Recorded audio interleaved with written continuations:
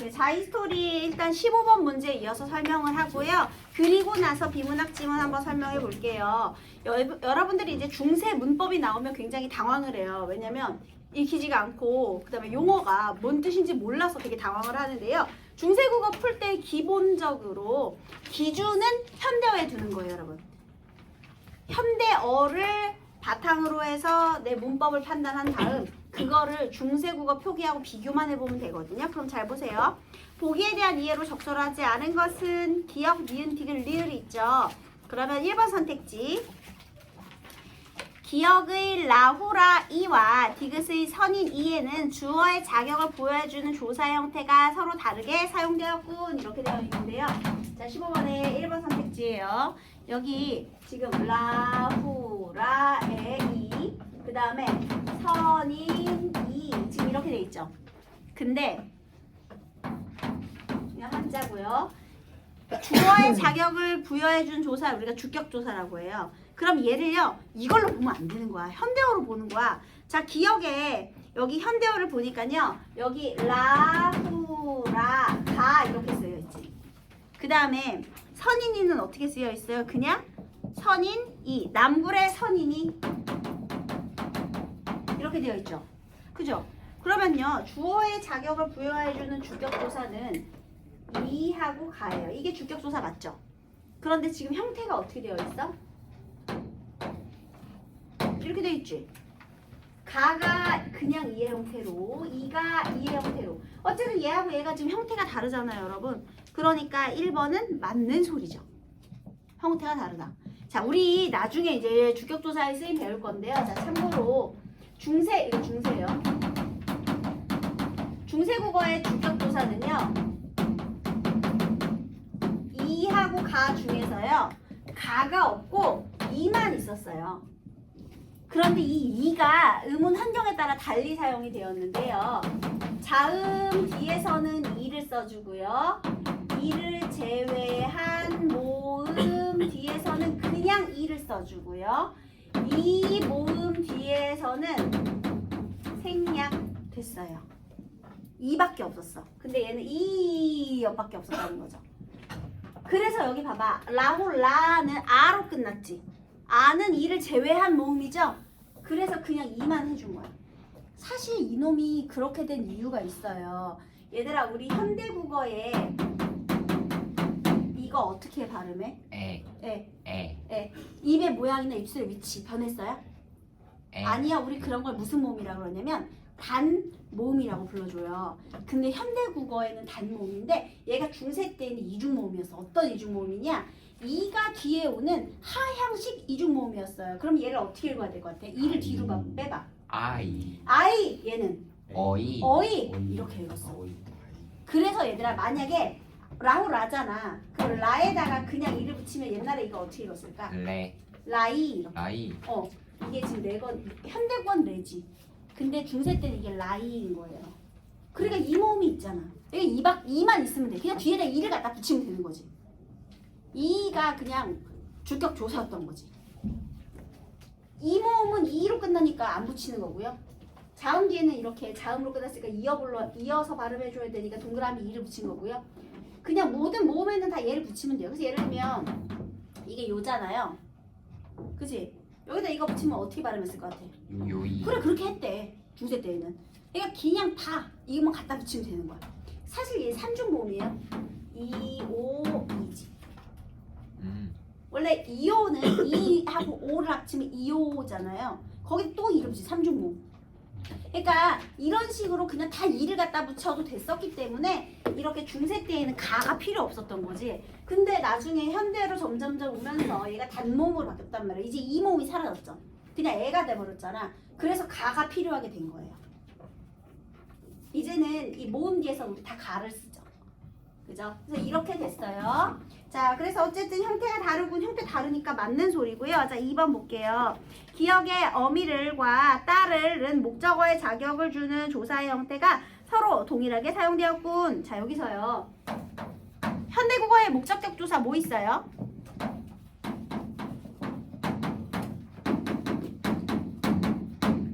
뭐 있어? 그래, 을을 있지, 그치? 그러면 여기 한번 볼래? 얘 현대국어로 보니까 어떻게 되어 있어요? 어미를 이렇게 돼 있죠. 당연히 얘는 어떻게 돼 있겠어? 딸을 이렇게 돼 있겠죠. 그러면 얘들아 여기서 이 르를 빼. 그러면 얘는 어미 플러스 르이라는 걸 알겠죠? 근데 여기 딸하고 을이잖아요. 그럼 얘는 형태소가 어떻게 되어 있는 거야? 딸 플러스 을 이렇게 돼 있는 거지. 이어 적기 한 거예요. 중세 국어는 기본적으로 소리 나는 대로 적는 이어 적기를 썼어요, 여러분. 소리 나는 대로. 그래서 형태소를 쪼개야 되는데 형태소를 쪼갤 수 있는 근거는 여기 있는 거예요. 그래서 얘는 R을 쓴 거죠. R. 그러면 형태 같아요? 아니죠. 다르죠. 그래서 틀린 겁니다. 현대국어로 보면 돼. 여기를 를 쓰고 여기를 을 썼잖아. 얘도 다르고 얘도 다르지. 자, 그 다음 니은의 구담의와 남굴의는 관형어의 자격을 부여해주는 조사가 사용되었군 했는데요. 여기도 보면 구담의 이거를 현대어로 찾으면 구담의 옷을 입으시고 했죠. 그 다음에 남굴시옷 이것도 남굴의 선이니 둘 다 의로 해석되죠. 현대어가 의잖아. 그럼 관형격 조사가 맞아요. 그 다음에 또 과실 그리고 와 그 다음에 리을의 병과는 접속 조사가 사용되었군. 그럼 여기서 보면 되잖아요. 과일과 물을 자시고 과일하고 물 이어줬죠. 그 다음에 또 여기서 병과 이거는 병듦과 죽음이다. 그죠? 늙음과 병듦과 죽음이다. 얘도 이어줬죠. 접속 맞죠? 그러니까 얘도 맞잖아. 그러니까 이렇게 현대어만 보면 돼. 이렇게 크게 어렵지 않아요. 당황하지 마시고 만약에 중세가 나왔다. 이게 뭐야? 당황하지 말고 그냥 현대어를 기준으로 생각을 한 다음에 그걸 중세국어하고 이렇게 딱 맞춰보기만 하면 되는 거야. 알겠죠? 자, 이제 우리 손해보험으로 넘어갑시다. 이거 얘들아 선악동 나그네는 한번 풀어보시고요. 오늘 일단 손해보험까지 할 거예요. 그러니까 24번까지가 나중에 이제 여러분들 이제 숙제가 되는 건데, 자 20에서 24번 손해보험 문제를 빨리 풀어봅시다. 그냥 보험 나중에 니네가 손해보험 어떻게 계산할 수 있게 배경지식 쌓는다 생각하면서 한번 문제를 풀어볼게요.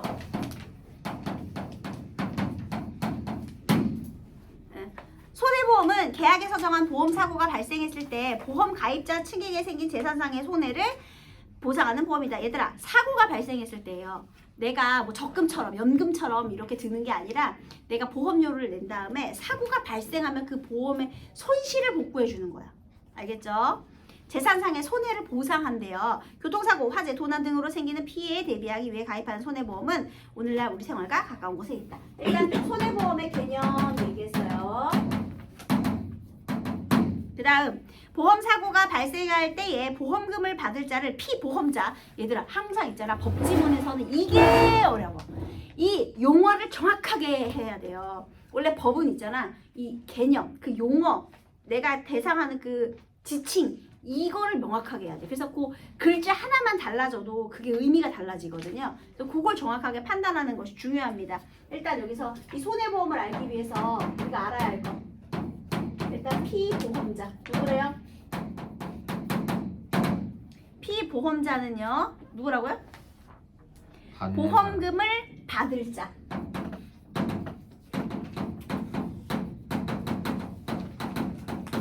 보험금 낸 사람이겠지. 만약에 여기서 우리 연서가 그 얘네 오빠도 수업하고 있거든요. 연호도 수업하고 있거든요.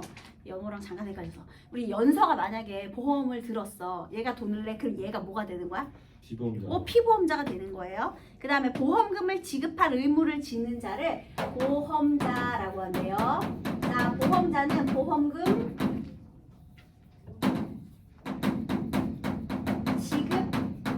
의무를 지닌 자. 자, 누가 돈 주죠? 보험자. 그래, 여기 회사를 먹는 거야. 그게 이제 보험자가 되는 거죠. 회사가. 예, 그래서요, 예, 지급할 의무를 지닌 자가 되겠습니다. 그러니까 얘가 회사, 보험자. 이게 보험자가 되는 거죠. 네, 그 다음에 손해보험의 피보험자는요. 보험의 목적에 피보험 이익을 가져야 한대요. 이때 보험의 목적이란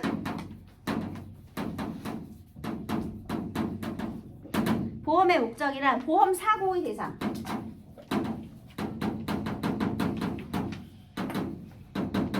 내가 우리 집을 화재보험에다가 들어요. 그러면 보험의 목적은 집이 되겠지. 대상이니까. 사고의 대상. 집에 불 나면은 내가 돈 받는 거 아니야. 그죠? 그 다음에 내가 만약에 도난, 차량 도난 보험을 들 수 있죠. 차량 도난 보험. 그러면은 보험의 목적은 뭐가 되는 거예요? 차량 그 대상이니까. 사고의 대상이니까. 그 목적이란 말이 어렵지. 그러니까 용어가 이런 게 어려운 거야. 법은 다른 게 어려운 게 없어요. 그 다음에 사고의 대상을 말하고요. 손해보험 계약은 손해배상을 목적으로 하는데 손해의 전제로서 피보험자는 보험의 목적에 경제상의 이익을 가져야 하고 이를 피보험 이익이라고 한다. 다시 또 피보험이익. 피보험자가요. 보험의 목적에 경제상의 이익을 가져야 된대요. 이 보험의 목적에다가요. 피보험자가 보험의 목적에 대해 가지는 경제상의 이익. 이거 어렵게 설명되어 있어서 무슨 소리인지 모르겠지. 내 차가 만약에 2천만 원이야. 그럼 피보험 이익이 얼마야? 2천만 원. 내 집이 3억이야. 그러면 이 피보험 이익이 얼마야? 3억. 그 경제상 가치가 있어야 된다는 뜻이에요. 내가 일단 얘들아, 내가 뭔가 보험을 들 건데 내가 이런 거 보험 들 수 있냐?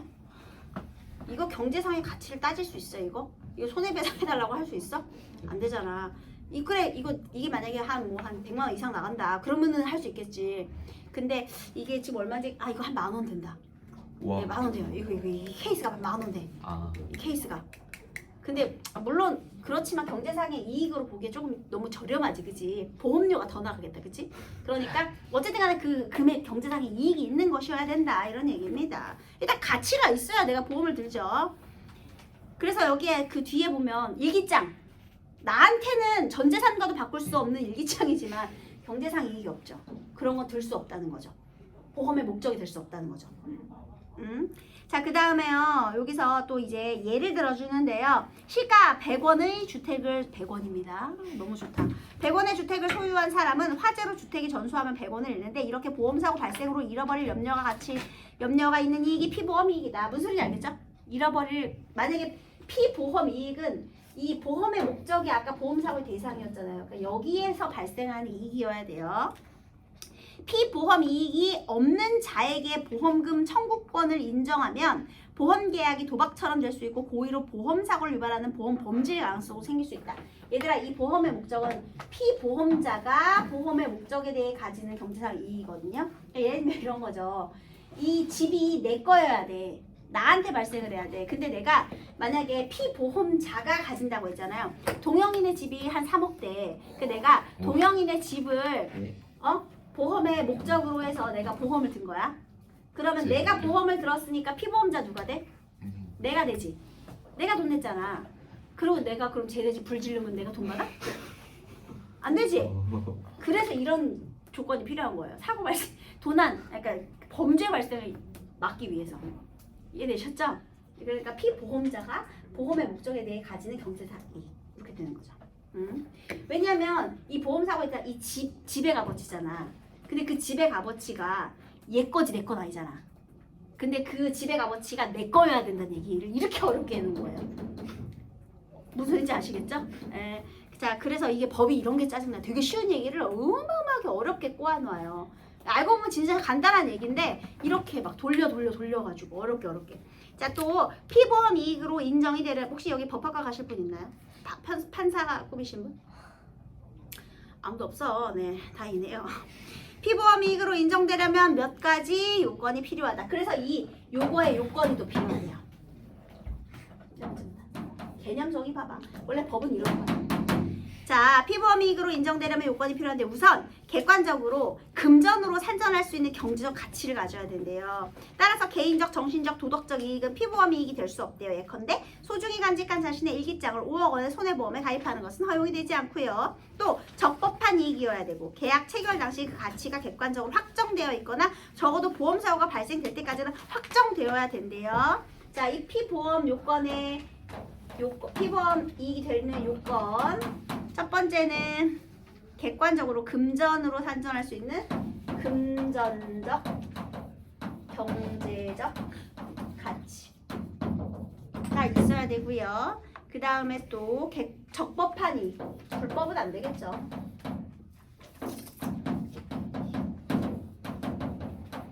이해해야 되고요. 또 계약 체결 당시, 이게 또 중요하죠. 계약 체결 당시. 계약 체결 당시 그 가치가 객관적으로 확정되어 있거나 가치가 확정이 되어 있거나 아니면 확정 그 사고가 발생하기 전까지 확정 보험 사고 발생 전까지 체결 당시 아니면 사고 전 가치가 확정이 되어 있어야 된다는 얘기입니다. 예를 들면 이런 거 있죠. 내가 아파트를 분양을 받을 수 있잖아. 그치? 근데 그 분양가가 아직 정해지지 않았어. 이럴 수 있지. 미리 내가 투자를 해놓을 수 있죠. 근데 아직 정해지지 않았어. 그러면 안 되지. 이런 겁니다. 자, 그 다음에 여기서 또 손해보험은 실손 보상 원칙을 기본 원칙으로 하는데요. 자, 이번에는요. 손해보험의 원칙입니다.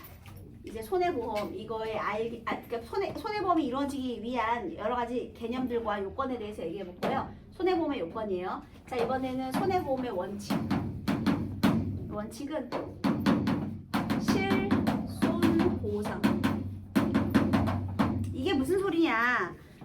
실손보상 원칙이란 실제 발생한 손해만 보상하고 이상은 보상하지 않는다는 것을 의미한다. 실제 손해.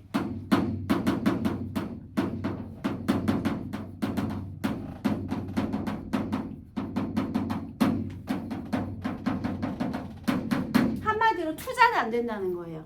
내가 투자할 생각으로 이 손해보험을 들 수 없다는 거죠.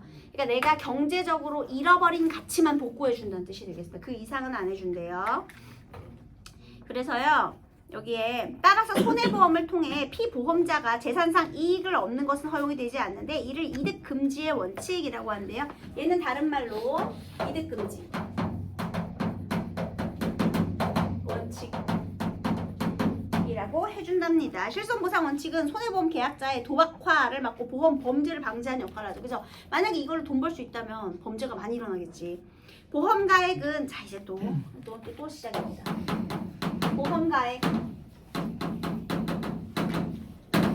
보험가액은 피보험 이익의 객관적인 금전적 평가액. 아까 피보험 이익이 뭐라 그랬어요? 보험의 목적에 대해 가지는 경제상 이익이었죠.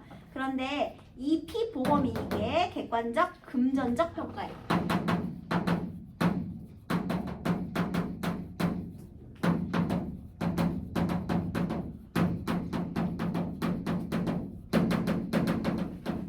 너네 그거 아니? 내가 아파트를 담보로 대출을 받으려고 하잖아요. 그러면 은행권에서 시세를 정해줘요. 내가 생각했을 때 내 아파트는 한 5억 되는 것 같은데 이건 내 생각이고 뭔가 객관적 기준이 있어야 될 거 아닙니까? 그게 보험 가액인 거예요. 금전적인 객관적인 평가액. 보험자가 보험금의 형태로 부담하게 되는 보상 책임의 법률상의 최고 한도액이다. 그래서 보험자는 아까 뭐라 그랬죠? 회사라 그랬죠? 그럼 만약에 어떤 손해가 발생했어? 그러면 보험자가 회사에서 보험금으로 돈을 보상해 주겠지. 그럼 보험금으로 부담하게 되는 보상 책임의 법률상 최고 한도액. 보험금의 법률상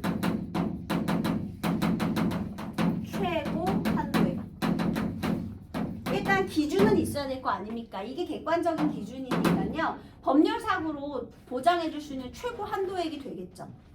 왜냐하면 그 이상은 하지 않아. 이득금지 때문에. 거기까지만 보상해 주는 거야. 그죠?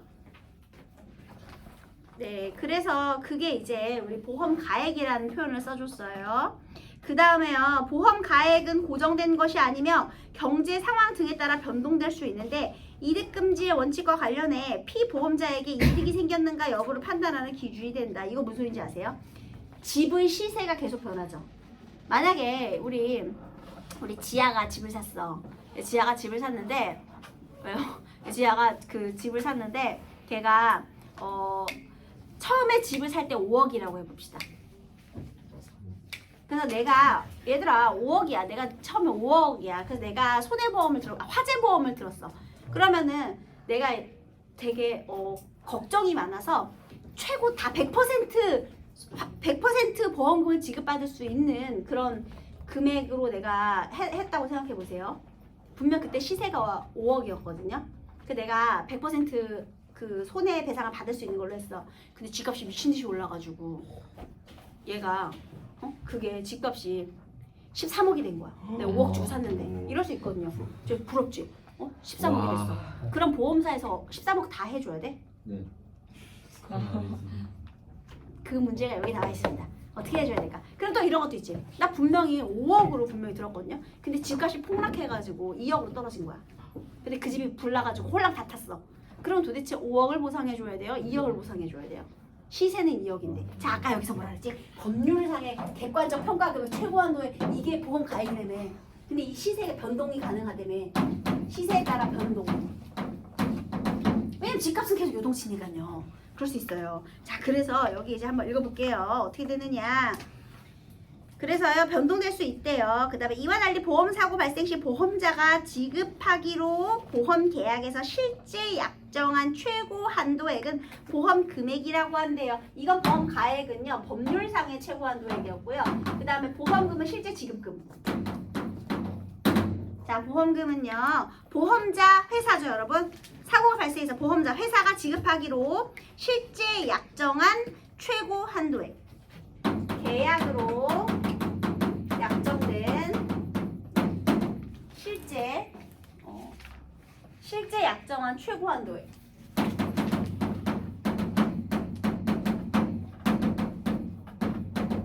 그러니까 얘는 지급된 금액이고요. 얘는 그냥 법이 정한 금액. 얘는 지급된 금액. 이렇게 되는 거예요. 네, 그 다음에 보험 금액은 당사자 간 약정에 의하여 일정한 금액으로 정해지며, 그러면 이 보험 금액은 어떻게 해? 계약자 간 약정을 통해서, 계약을 통해서 정하는 거예요. 그러니까 내가 100%를 다 받을 것인지 아니면 50%만 받을 것인지 이거를 정하고, 그러면 달달이 내야 할 내 보험금이 달라지겠지. 그치? 그러니까 내가 보험료가 달라지겠지. 보험료. 그러니까 내가 한 달에 좀 많은 돈, 나중에 이제 보장 금액이 큰 거는 한 달에 달달이 내야 할 돈이 크겠지. 그러니까 그런 거 정하는 거예요. 네, 그래서 보험 기간 중에는 변경하지 않는 것이 원칙이래요. 또 보험금은 보험 사고가 보험 금액은, 자, 얘가 아까 보험금이 뭐였죠, 여러분? 보험금이 아니고 보험 금액이라고 했죠. 이거 조심해야 돼요. 이렇게 하면 안 돼. 보험 금액이라고 했어요, 그죠? 보험 금액. 보험 금액은 당사자 간 약정에 의하여 일정한 금액으로 정해지며, 그 다음에 보험 기간 중에는 변경하지 않는 것이 원칙이다. 그 다음 이제 보험금. 얘들아, 여기서 보험 금액하고 보험금이 다른 거예요. 지금 보험 가액 다르고요, 보험 금액 다르고요, 보험금도 달라요. 다 다른 겁니다. 그 다음에 또 보험금은 보험 사고가 발생했을 때 실제로 보험자가 지급하는 금액. 실제 보험자가, 얘들아 이게 계약한 거고, 얘는 법률상 금액이고, 얘는 실제 금액이에요. 지급한 금액. 지급 금액. 이게 뭐가 문제가 되냐면요, 내가 화재보험을 이 회사에서도 들고 이 회사에서도 들고 이 회사에서도 들어요. 다 100%로 들었어. 근데 이제 화재가 나서 우리 집이 홀랑 탔어. 내가 3억짜리를 들었는데, 그러면 나는 얘도 100%고 얘도 100%고 얘도 100%면 나 9억 받으면 나 돈 버는 거지. 그거 금지. 그거 금지. 그래서 그게 어떻게 되느냐 이제 보는 겁니다. 보험 사고가 발생했다고 해서 항상 보험 금액만큼 지급되는 것은 아니므로, 자, 보험 금액, 계약에 약정된 금액만큼, 이게 최고 한도액이었잖아요. 항상 이렇게 지급되는 건 아니에요. 그래서 보험 금액은 보험금의 최고 한도, 실제로 지급되는 금액의 최고 한도라는 겁니다. 얘는 법률이 정한 시세예요. 그 피보험 이익이라고 했잖아요. 피보험 이익이 보험의 목적에 대해 가지는 경제상 이익이었잖아. 그러니까 이게 내가 간단하게 집이라고 해볼게. 집의 가치죠. 그러면 그 집의 가치를 객관적으로 평가해 놓은 것이 보험 가액이에요. 그러면 법률상 보험금이라는 게 있죠. 이 보험금의 법률상의 최고 한도에 라는 거는 그 집의 최고 시세를 말하는 거겠죠. 대상의 그 다음에 보험 금액은 우리끼리 계약한 최고 금액. 회사하고 계약한 최고 금액. 그리고 그것이 실제로 지급되면 보험금. 그러면 회사에서 지급해야 할 최고 한도액은 가액이 아니라 금액이겠지. 그치? 회사에서 지급해야 할 것. 그럼 얘는 왜 필요하냐? 아까 얘기했잖아요. 내가 얘 여러 가지를 들었을 때 그게 문제가 되는 거야. 자, 이제 한번 볼게요. 보험 가액과 보험 금액은 일치하지 않을 수 있어요. 보험 금액이 보험 가액을 현저하게 초과하는 경우를 초과 보험이라고 한다. 자, 지금 초과 보험에 대해서 얘기하고 있는데요. 초과 보험이라는 건요. 보험 금액이 보험 가액을 초과하게 되는 경우 이건 어떻게 된 거냐? 집값이 떨어진 거야. 시세가 떨어진 거야. 내가 처음에 5억으로 들었어. 그때는 집값이 한 7억 됐을 수 있잖아요. 그러니까 한 5억에 대해서 들었거든요. 5억만큼 내 계약을 했어. 근데 집값이 이제 떨어져 버린 거야. 4억으로. 그러면 초과 보험이 되죠. 그럼 너네 같으면은 원래 7억짜리 집이라서 내가 5억짜리 보험을 들었거든요. 집값이 4억이 됐어. 근데 만약에 이거 없으면 우리 집 불내야지 얘들아. 그래야 내 1억 버는 거 아니에요. 이거 만약에 이런 거를 제재하지 않으면 집에 불내야지. 그래야 내가 5억 받는 건데 무조건. 이거 불내야지. 무슨 소리야 얘들아. 그치? 불내야지. 만약에 이렇게 되면 보험 금액이 이게 초과하면 만약에 이게 돈을 다 준다 그러면 당연히 불내야지. 맞아요. 우리 시세보다 얘가 더 많이 받는 건데? 맞아요. 그치? 그러니까 이런 걸 방지해야 돼요. 그럼 한번 볼까요? 이 시가 100원의 건물을 보험 금액 여기 있어요 여러분. 우리 계약 금액이요. 시가가 100원이죠 보험가에. 100원인데 내가 이거를 200원으로 가입한 화재보험 이러면 이제 초과보험이 되는 거죠. 손해보험에서 보험 가액을 초과하는 부분에는 피보험이익이 존재하지 않으므로 보험 금액을 보험 가액과의 비율에 따라 조정해야 돼요. 위의 사례에서 건물이 100% 손실을 입었다면 100원만 원 지급한다는 의미가 되겠습니다. 왜? 여기 법률에서 법이 정하는 최고 한도액이니까 얘를 넘어갈 수는 없다는 거죠. 내가 보험 금액이 보험 가액을 넘어갈 수는 없다는 얘기가 되겠습니다. 보험 계약 체결 당시엔 초과 보험이 아니었으나 보험 가액이 감소한 경우처럼 당사자가 의도하지 않은 채 초과 보험 계약을 한 경우에는 단순 초과 보험이라고 한대요. 그래서 의도하지 않았는데 이렇게 시세차로 인해서 이런 경우가 있을 수 있겠죠. 그래서 단순 초과 보험은요. 선생님이 그럼 단순 초과 보험이 아닌 경우는 어떻게 해요? 그건 범죄입니다, 여러분. 그건 잘못된 경우, 그건 범죄야. 그건 안 되는 거고 이렇게 단순 초과 보험의 경우에는요. 예외적으로 보험자는 보험 금액의 감면을 얘들아 보험자가 누구였죠? 회사였죠? 네. 그러면 보험 금액은 회사에서 인정한 최고 한도액이죠. 그래서 만약에 단순 초과 보험의 경우 보험자가 아까 회사였어요. 회사에서는 보험 금액을 낮춰야겠지. 그래서 이것을 감액 이게 되죠. 회사에서 요 금액 낮춰야 되겠지. 그 다음에 보험에 가입한 보험 계약자가 누구겠니? 피보험자예요. 돈 낸 사람. 그래서 보험 계약자는 보험자에 지급한 금액인 회사에 내는 돈, 보험료의 감면. 무슨 소리인지 알겠죠? 이 보험자, 회사는요, 보험 금액의 감액을, 그리고 보험 계약자는 보험료, 매달 내는 돈의 감액을 요구할 수 있다는 거죠. 시세가 떨어졌으니까. 그렇게 해서 서로 조정해 간다는 거죠. 이렇게. 그래서 이렇게 할 수 있다가 되는 겁니다. 그래서 그러나 보험 계약자가 재산상 이익을 얻을 목적으로 초과 보험을 체결한 경우는 단순 초과 보험이 아니라 사기예요, 사기. 그럴 때는 사기에 의한 초과 보험이라고 해서 계약 전체가 무효가 돼버립니다. 사기니까요. 됐죠? 네. 그 다음에 한 명의 피보험자가 동일한 피보험 이익과 동일한 보험 사고에 관하여 여러 보험자와 계약을 체결한 경우에 동일한 피보험 이익이라는 건 대상이 하나, 그러니까 집 하나에 여러 가지 그 보험을 든 경우인데 동일한 보험 사고라는 건 이제 동일한 보험 사고, 화재면 화재, 뭐 돈 아니면 돈, 똑같은 걸 든 경우예요. 그러면 보험 금액의 합계가 보험 가액을 초과하는 경우를 중복 보험이라고 해요. 자, 이번에는 이제 중복 보험입니다. 내가 여러 가지 동일한 피보험이익과 동일한 보험사고에 관해서 여러 회사와 계약을 한 거예요.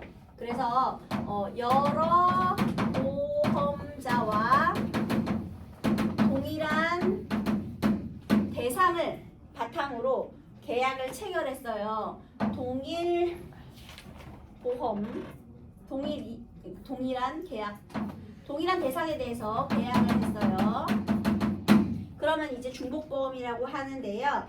그 보험 금액의 합계가, 보험 금액이라는 거 회사와 정한 계약 금액이죠. 그런데 이때 보험 금액의 합, 이게 보험 가액을 초과하는 경우,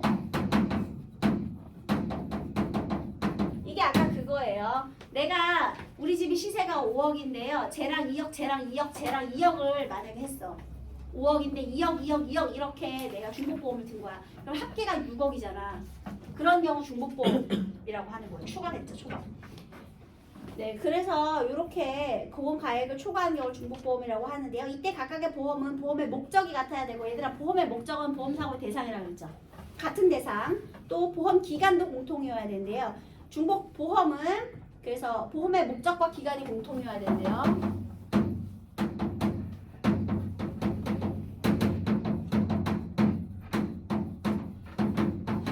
그 다음에 중복보험은 초과보험과 유사하게 보험계약자가 중복보험을 의도한 경우와 그렇지 않은 경우를 구분하고 있다. 의도하면 사기가 돼요. 사기에 의한 중복보험은 계약이 다시 또 무효가 되고요. 단순 중복보험의 경우, 여기서 또 단순 중복보험. 단순 중복보험은 왜 일어나겠니? 보험 가액이 떨어진 거야. 시세가 변해가지고 요 가치가 떨어진 거야. 그러면 이제 단순 중복보험이 되겠죠? 그러면 각 보험자가, 회사가 보험 금액의 비율에 따라 연대 책임을 지지만 각 보험자 연대 책임 비율에 따라서 연대 책임을 지지만 보상액은 각각의 보험 금액으로 제한된다. 보험 금액은 넘어갈 수 없다는 뜻이에요. 예를 들면 보험 가액 100원인 건물에 대해서 시세가 100원이에요. 각기 다른 세 보험자 보험 금액을 100원, 600원, 100원, 60원, 40원으로 화재보험 계약을 했어요. 각 보험자는 보험사고가 발생할 때 가입 당시 보험 금액의 한도 내에서 연대 책임을 지는데요. 만약 100% 손실을 입으면 100원의 보상을 받을 수 있도록 50원, 30원, 20원을 보험금으로 지급하게 된다라는 얘기가 되겠습니다. 됐어요? 그렇죠? 근데 이렇게 반대로 있잖아요. 내가 여기서 보험 가액이 만약에 1000만 원, 100원이 아니라 얘가 한 500원이 됐다고 해봐. 아까 그런 것처럼 500원이 됐어. 근데 아까 100원, 내가 100원, 60원, 40원 이렇게 했잖아요. 그치? 그러면 2대, 3대, 5 이렇게 지금 된 거잖아. 비율이. 그렇잖아요? 그죠? 그러면 계산하기 어려우면 1000만 원으로 해볼게요. 아 이거 간단하게 하려고 수학시 아니니까요. 그럼 내가 만약에 이렇게 됐어. 이게 이제 시세가 올라서 이렇게 됐다고 해봐. 그러면 1000만 원을 다 해줘야 돼? 아니요. 최초에 지금 계약한 금액이 얼마라고요? 이거라고요. 이것만 해주면 돼. 이거 다 못 해줘. 이건 회사가 정한 최고 한도에. 그러니까 얘는 시세는 변동할 수 있어. 그러니까 이건 법적인 시세예요. 근데 애초에 회사하고 계약하기를 내가 100만 원, 60만 원, 40만 원 했잖아요. 그러면 이것까지만 해주면 되는 거야. 얘가 100만 원, 얘가 60만 원, 40만 원. 그래봤자 200만 원밖에 못 받는 거야 그러면. 근데 여기서 시세가 지금 떨어졌어. 그래서 시세가 떨어져서 얘가 여기서 이제 만약에 얘가 200만 원까지 떨어졌어. 그럼 200만 원이면 이거 다 해줘야지. 왜냐면 이거 합쳐봤자 200밖에 안 되니까 이만큼 다 해줘야죠. 근데 이게 또 떨어져가지고 100이 된 거야. 너무 마음이 아프다. 1000만 원 보이네. 마음 아파. 그러면 이제 100이 됐잖아. 그럼 이제 이건 못 해줘. 왜냐면 이걸 초과할 순 없어. 그래서 이거 깎아서 어떻게 해줘? 5대 3대 2로 해주면 되는 거야. 50만, 30만, 20만 원 이렇게 해서 100만 원 맞춰주는 거야. 비용. 이해됐어요? 그거야. 그래야지 이제 사고를 막을 수 있어요. 보험 사고를 막을 수 있어요. 자, 이제 답을 맞춰보겠습니다. 20번. 윗글을 읽은 후 메모, 기억에 들어갈 수 있는 내용은 틀린 거 몇 번이에요? 글을 통해 알게 된 내용. 4번 없죠? 없잖아 이거. 그래서 이거 안 되고요. 피보험 이익에 대한 설명으로 적절하지 않은 거 몇 번이에요? 빨리. 정답은? 그래 5번. 이거 지금 선생님이 23, 24 이거 빨리 설명하려고. 자 22번 A에 대한 설명은 틀린 거 몇 번이야? 그래 2번이에요. 자 이제 23번이고 설명해 볼게요 여러분. 자 갑은요 2년 전 시가 어이구 어떡해 얘들아 쉬는 시간 잠깐만 금방 할게. 여기 잘 보세요. 갑이 2년 전 시가 100만원 상당의 건물 X를 소유하고 있었대요. 얘들아 시가가 100만원이라는 거는 보험 가액이 얼마라는 거예요? 1000만원 건물 X. 아우 좋다. 1000만원밖에 안 한대. 나도 사고 싶다. X에 대해서 보험사 A와 보험 금액을 얘들아 보험 금액 계약 얼마로 했어? 600만원으로 했대요. 그 다음에 같은 건물에 대해 보험사 B와 400만원 A 600만원 B하고 400만원 그렇게 해서 내가 1000만원을 맞춘 거야. 얘하고는 600 맞추고 얘는 1000만원 이렇게 맞췄어요. 그런데 시세가 하락해서 현재 평가액이 얼마가 됐어? 800만원이 됐대요. 그러면 자 이거 한번 볼게요. 미끌 학생이 이제 가하고 이제 나를 한번 볼게요. 얘가 가고 얘가 지금 나죠. 그러면 가와 나는 보험의 목적과 보험의 사고가 동일하죠. 보험자는 서로 다른 손해보험이 맞죠. 회사가 다르죠. 그러면 가 나의 보험 금액의 합계는 가입 당시와는 달리 현재는 보험과액과 일치하지가 않죠. 그쵸? 이렇게.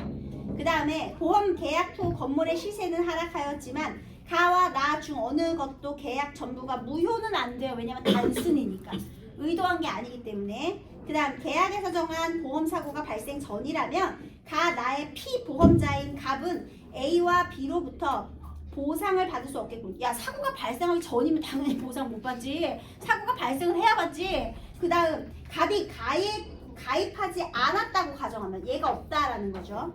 나의 보험자는 보험 가액의 변동을 근거로 보험 금액의 감액을 청구할 수 있겠군. 안 돼. 아직도 부족해서. 이걸 초과해야지. 초과해야만 되는데 초과하지 않았잖아. 보험 금액이 보험 가액을 초과해야 되는 게 아니잖아 지금 아직도 800이니까 얘가 없으면. 그래서 안 되니까 이게 안 되는 거고요. 자 그다음 24번 한번 볼게요. 건물에 화재가 일어나서 50%의 손실이 발생했대요. 자 그럼 50%의 손실이니까 얼마를 해줘야 돼? 400을 보상해줘야 되겠죠. 50% 손실이니까요. 그래서 보험금을 청구했대요. 그러면 400만 원에 대해서 얘가 6대4 그러니까 3대2로 해주면 되는 거야 얘들아. 이 400에 대해서만 3대2로 해주면 돼요. 됐죠? 그러면 자 여기서 A는 계약에서 실제 약정한 A가 계약에서 실제 약정한 자 여기 이건 100%잖아. 근데 30이면 얘는 얼마를 해주면 돼요? 300까지만 해주는 거예요. 50%니까 얘는 얼마야? 200까지지. 이렇게 되는 거죠? 처음 금액이잖아. 이렇게. 근데 얘들아 이거 두 개 다 받으면 얼마가 돼? 500. 초과됐지? 그쵸? 그래서 잘 보세요. 실제 약정한 300만 원의 한도 내에서 실제 약정한 다시 미안해요. 약정 금액은 얼마였어요? 여기 본문 그대로 읽어볼게요. 실제 약정한 600만 원의 한도 내에서 책임을 질 의무가 있다. 그런데 다른 보험사와 연대 책임을 질 의무가 있는 A는 각 보험사의 비율 금액에 따라 갑에게 보험금을 얼마로 지급하면 좋을까요? 지금 아까 여기서 얼마였지? 3대 2죠. 그러면 이 400만 원 곱하기 5분의 3 하면 얼마예요? 240. 그래 240만 원을 지급한다. 그 다음에 역시 연대 책임을 질 의무가 있는 B는 얼마를 줘야 돼요? 여기서 5분의 2만 주면 되니까 160만 원. 그래서 240 더하기 160을 하니까 얼마예요? 400. 딱 400이 떨어져서 얘네는 그대로 다 줄 수 있겠네요. 그렇죠? 네, 그래서 이렇게 하면 되겠네요. 됐죠?